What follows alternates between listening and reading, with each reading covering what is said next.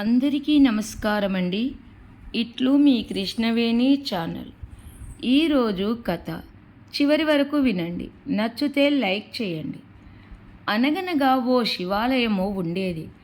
దాని పూజారి శంకర శాస్త్రి గొప్ప పుణ్యాత్ముడు. ఆయన అభిషేకం చేసి ఇచ్చే తీర్థం తాగితే అనేక రోగాలు నయమవుతాయి అని చెప్పుకునేవాళ్ళు జనము. ప్రతిరోజు ఆయన చేతి మీదుగా తీర్థము విభూది స్వీకరించడం కోసం చుట్టుప్రక్కల అనేక గ్రామాల్లో నుంచి భక్తులు వస్తుండేవాళ్ళు.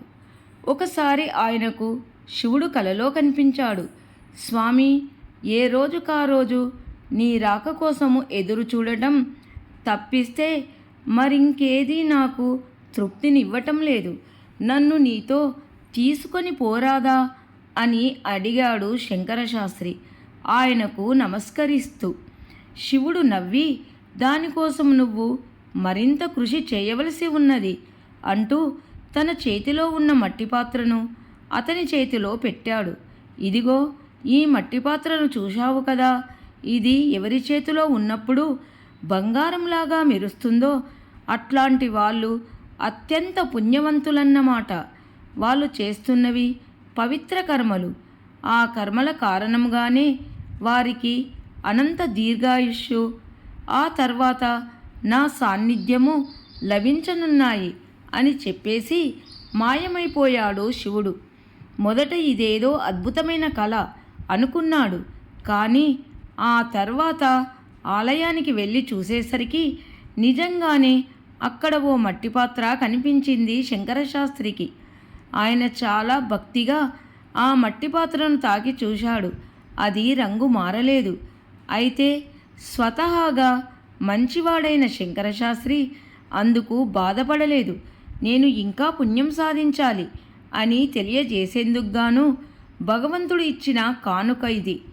ఇప్పుడిక దీన్ని కులమానంగా వాడి ఆలయానికి వచ్చే వాళ్ళలో అసలైన పుణ్యాత్ములెవరో గుర్తిస్తాను. వాళ్ళ అడుగుజాడల్లో నడిచి నేను పవిత్రుడనవుతాను అనుకున్నాడు. ఆ రోజు నుండి గుడికి వచ్చే భక్తులందరి చేత ఆ మట్టి పాత్రను తాకించేవాడు ఆయన. చుట్టుపక్కల గ్రామాల్లో అన్నదానాలు, హోమాలు, యజ్ఞాలు, యాగాలు చేసి పేరెన్నికగన్న భక్తులు ఎందరో వచ్చి మట్టి పాత్రను తాకారు. ఎంతమంది తాకినా అది మట్టి పాత్రగానే ఉండింది తప్ప రంగు ఏ కొంచెం కూడా తిరగలేదు. ఇలా రోజులు గడుస్తూ ఉన్నాయి. ఒకసారి మహాశివరాత్రి సందర్భంగా గుడిలో వేడుకలు జరుగుతున్న సమయంలో ఎవరో ఒక బాటసారి అటుగా వచ్చాడు. మాసిన గడ్డంతో, మురికి పట్టిన వస్త్రాలతో దైవ దర్శనం కోరి వచ్చాడు. చలి బాగా ఉన్నది. ఆ సమయంలో మెట్ల దగ్గర అడుకుంటున్న ముసలాయన ఒకడు చలికి వణికిపోవటం మొదలెట్టాడు. భక్తులందరూ ఎవరి తొందరలో వాళ్ళు ఉన్నారు. అతన్ని ఎవ్వరూ గమనించలేదు. గమనించినా పట్టించుకోలేదు. పూజారి శంకరశాస్త్రి కూడా ముసలాయన్ని చూసి జాలిపడ్డాడు. కానీ ఇంత రద్దీ ఉన్న సమయంలో నేను ఏమి చేయగలను అనుకొని ఊరుకున్నాడు. అయితే వచ్చిన ఆ బాటసారి మటుకు ముసలాయన దగ్గర ఆగాడు. తన భుజం మీద ఉన్న కంబల్ని తీసి అతనికి కప్పాడు. ఆ పైన తన చొక్కా కూడా తీసి అతనికి తొడిగాడు. బయటకు వెళ్ళి వేడివేడి టీ తెచ్చి అతని చేత త్రాగించాడు.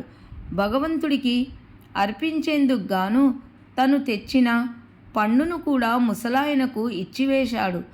ఆ తర్వాత వట్టి చేతులతో గుడిలోకి వచ్చాడు. గమనించిన శంకరశాస్త్రి ఆలోచనలో పడ్డాడు. ఈ ముసలతన్ని నేను రోజూ చూస్తుంటాను, పలకరిస్తుంటాను. అయినా అతనికి సహాయం అవసరమైనప్పుడు నేను ముందుకు రాలేదు. ఈ బాటసారి ఎవరో నిజంగానే పుణ్యాత్ముడు. తను కప్పుకున్న చొక్కాని కూడా కరుణతో ఇచ్చేశాడు. పరోపకారాన్ని మించిన ధర్మం లేదు అని శాస్త్రం ఘోషించటం లేదా? నేను నా ధర్మాన్ని విస్మరించాను. ఇక ఎప్పుడూ అలా చేయను. ఇతరుల కష్టాల్ని తీర్చేందుకు నా వంతుగా కృషి చేస్తాను అనుకుంటూ సిగ్గుపడ్డాడు. ఇన్నాళ్ళుగా లేనిది ఆ రోజున ఆయన చేయి సోకగానే మట్టి పాత్ర కొద్దిగా బంగారు వర్ణంలోకి మారినట్లు తోచింది. బాటసారి చేయి సోకేసరికి అది నిజంగానే వెలుగులు చిమ్మింది. ఆనందాతిశయముతో కళ్ళు మూసుకున్న పూజారి శంకరశాస్త్రి కళ్ళు తెరిచి చూసేసరికి ఎదురుగా బాటసారి లేడు. సాక్షాత్తు శివుడే ఈ రూపంలో తనకు మార్గం చూపించాడు అనిపించింది.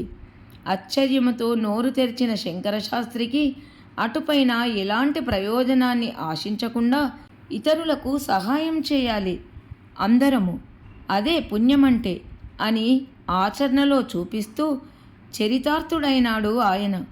కథ సమాప్తం. నచ్చితే లైక్ చేయండి. అందరికీ ధన్యవాదములు. అందరికీ నమస్కారం అండి. ఇట్లు మీ కృష్ణవేణి ఛానల్. ఇప్పుడు చెప్పబోయే కథను చాలామంది వినే ఉంటారండి. కథ చివరి వరకు వినండి. నచ్చితే లైక్ చేయండి. ఒక ఊరిలో 2 కోతి పిల్లలుండేవి. ఒకరోజు ఆహారం కోసం వెతుకుతుండగా వాటికొక రొట్టె దొరికింది. దానిని పంచుకునే క్రమంలో వాటి మధ్య గొడవ జరిగింది. రొట్టెను ముందు నేను చూశానని ఒకటి, నేను ముందు పట్టుకున్నానని మరొకటి ఇలా గొడవకు దిగాయి. ఎంతకు తేలకపోయేసరికి ఆ రొట్టె తీసుకొని నక్క వద్దకు వెళ్ళి తీర్పు చెప్పుమన్నాయి. ఆ రొట్టెను చూసిన నక్క దానిని ఎలాగైనా కాజేయాలని అనుకుంది.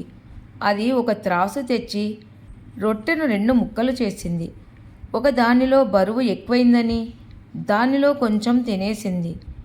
ఈసారి మరో ప్రక్క బరువైందని రెండో దానిలో కొంచెం తినేసింది. ఇలా రొట్టె మొత్తాన్ని తినేసింది. తాము తెచ్చిన రొట్టెను ఆ నక్క తినేస్తుంటే ఆ కోతి పిల్లలు ఆకలితో చూస్తూ ఉండిపోయాయి.